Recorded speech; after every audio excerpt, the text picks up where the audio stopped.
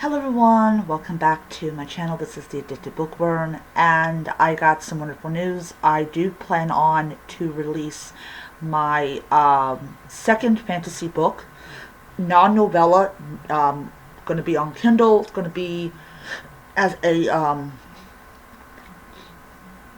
hardcover book next year, towards the end of next year. So as of the date of this video being done, it is currently at 27,000 words.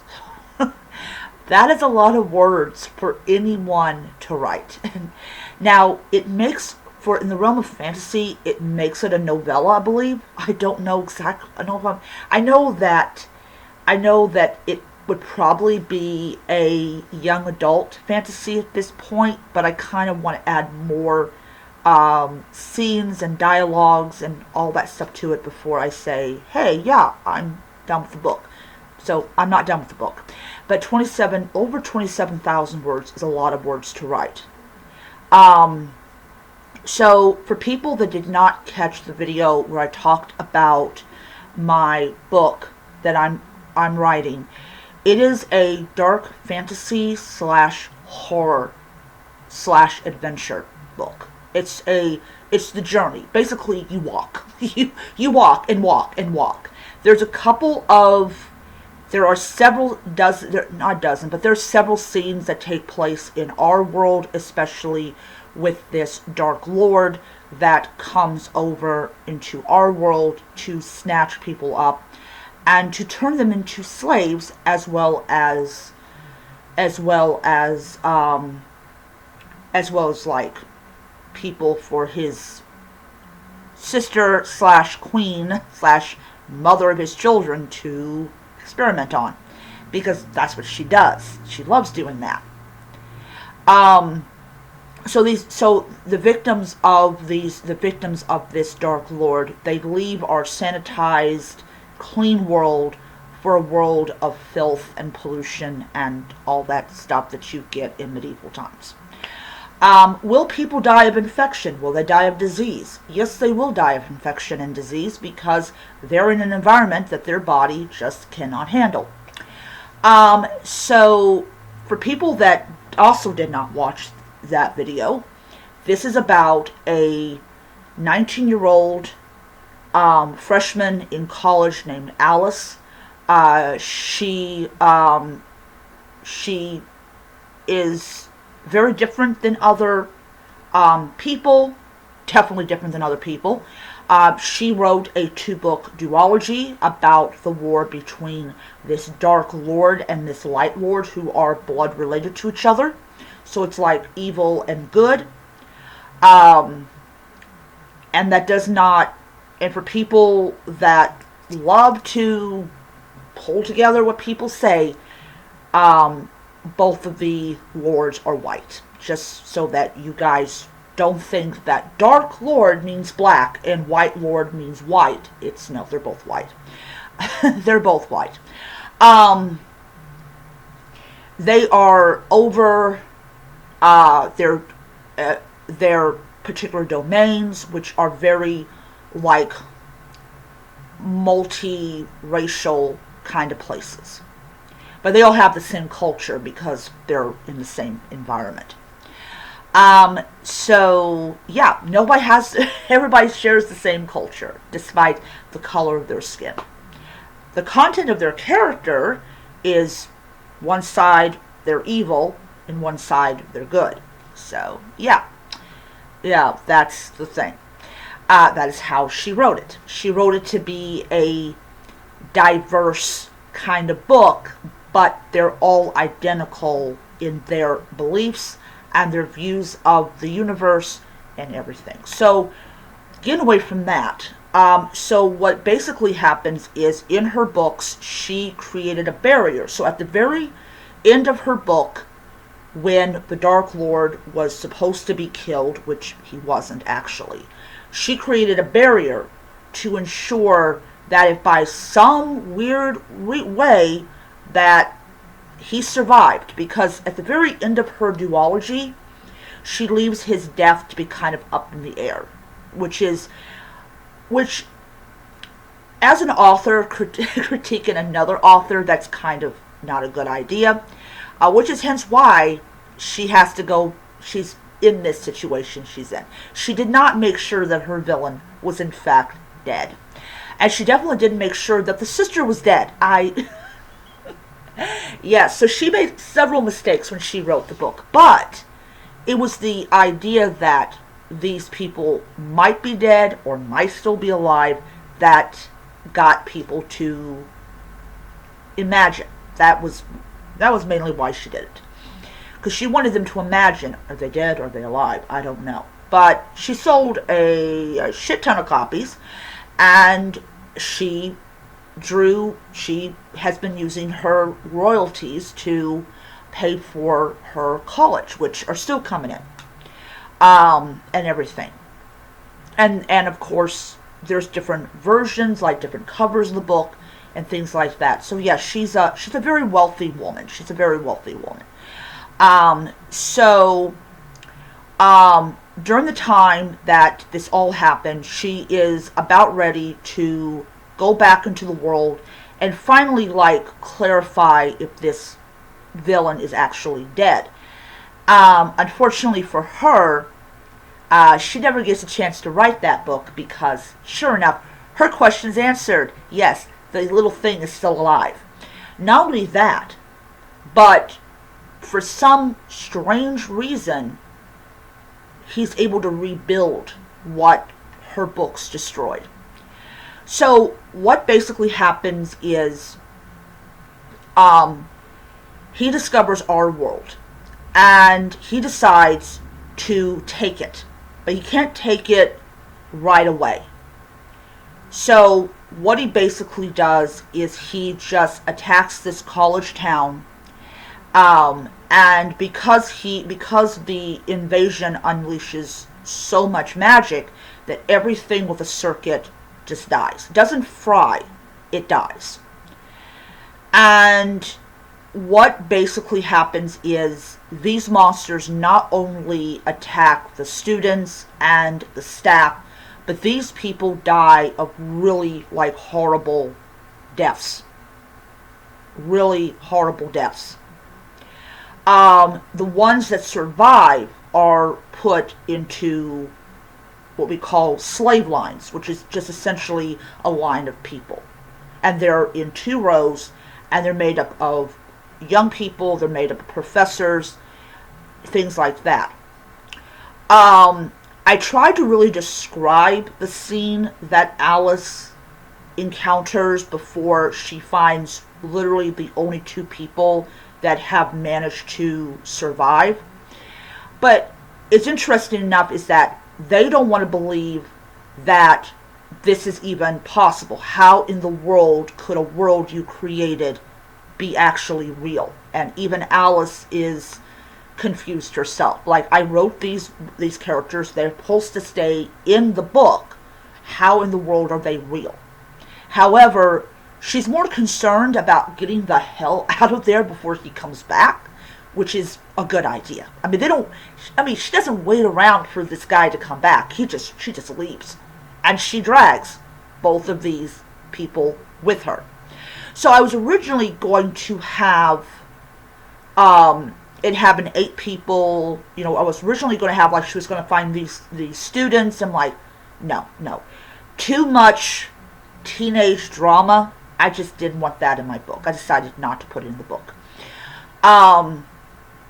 So the group that goes with her is herself, of course, her dog, gotta have the dog, Jesse, who is her brother, and the 2 professors. So there's a total of about 4 people and 1 dog that go with her. And the reason that I also did this is that I don't want to deal with stupid teenagers that don't understand what the heck is going on, or to the back, they don't think that the world they're in is dangerous. So So there's two reasons why Alice is going through this portal to this world that she created. One, the Dark Lord takes her parents, or her and Jesse's parents. And two, she needs to get rid of this guy, like, literally. Now, he's going to appear 4 times in the real world. So he does this not only to collect more slaves, but also to plant basically his citizens into our world. So you're going to have zombies, you're going to have vampires, you're going to have all these wide range of different kinds of creatures. You're going to have a kraken that actually rises up out of the water and attacks a naval vessel. The point of it is that he wants to sow fear, and he wants to break our world's spirit so that he can expand his kingdom into our world. So for people that don't know, there's going to be a total of 3 books in the series. There's going to be her and her fellow companions going into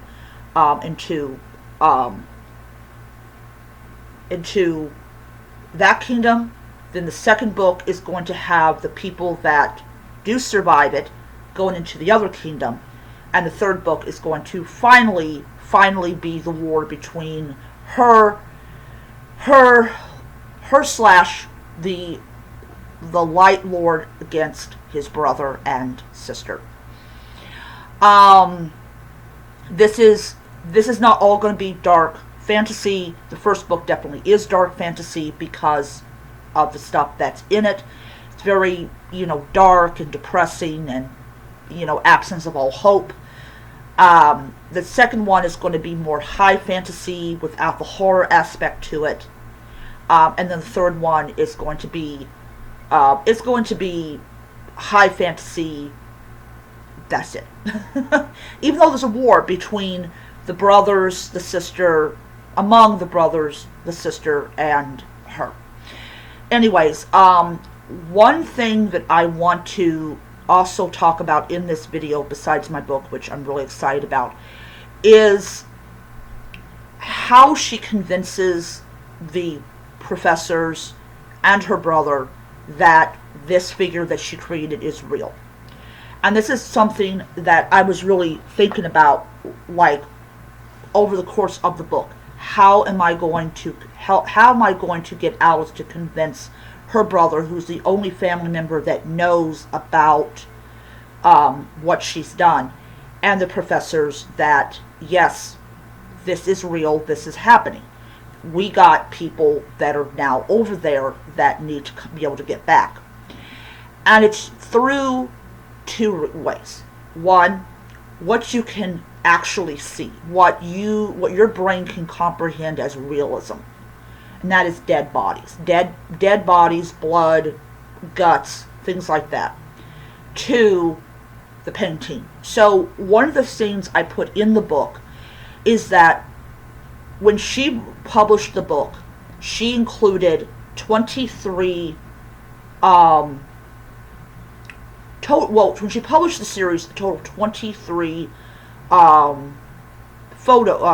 illustrations were included. It was like the middle part of the book. And one of the paintings that she paid for was a painting of the Dark Lord without his helmet, without his crown, everything like that. And when her medieval studies professor sees the picture of him without his basically his crown and armor on, she recognizes that, yes, this painting is identical to what I saw. Another thing that she does, and this is just out of if this figure I created is real, then his marks must be real. Thankfully, none of them have it. And what I mean by this is the mark allows him to control the dead. Well, put the mark on the dead can't come back to life. So for right now, for at the moment of that particular chapter, there was no zombies, but there will be undead people in the book. So yeah, so one of the huge reasons also that I did not put classmates in this book is because of the fact that she plans on to ensure that everybody's on the same page when it comes to where they're going. And you can't do that with people that don't want to listen to what you have to say. You can't succeed because all you're going to do is end up having your characters run off and try to find them, and it just makes the book so much more longer than it really needs to be. I'm really striving for not the chonker book. Definitely not the chonker book. No. My goal is an easy 300 pages. And I'm at least to like 120 right now. 120 pages I am on. So I'm getting there. So my goal is 300 pages. They'll make it a nice, easy read for people to enjoy. So one of the things that is also important in it is the idea of a goal that the characters in the story are trying to reach. Like one of our characters, I don't remember if it's the plant professor or the armory professor, but her husband has been also taken, so that's also why she is joining the group as well, because Alice promises that if we go in there, we will have a chance to actually do that. So that's why she goes. So they all have their reason why they are going. Jesse's reason is the same as Alice's, to find their parents. So communication, which is really not something that you really see in a lot of your modern day, especially your romantasy and stuff, is something that's definitely in the book. There's a lot of communication. There's a lot of people kind of talking about what's going on and everything. There is no spice or smut in this book at all. Now, I'm not going to say that there won't be some feelings in the second book, especially when you go into the light half of the kingdom. But in this particular book, no, there's not going to be, because everybody has a goal. Everybody's driven by something that's different than a lot of your other fantasy books. A lot of them are drawn by greed or by love or by honor or by whatever. These people are drawn by love and by the desire to get back what they need to get back. So anyways, as I said, I have like 27,500 words that have been already written. And I am very, very happy about that. I am very happy about that. And this is just me writing when I can. I definitely have a lot more stuff going on now and everything. So, yeah. But I am going to end it there. I hope you guys enjoyed it. I am I'm still reading Library Wars, the manga, and I will say that the Library Wars is really great. I'm enjoying it. I'm really enjoying it. And yeah, so I hope you guys enjoyed the video, and I will see you in the next video. Bye, and keep reading.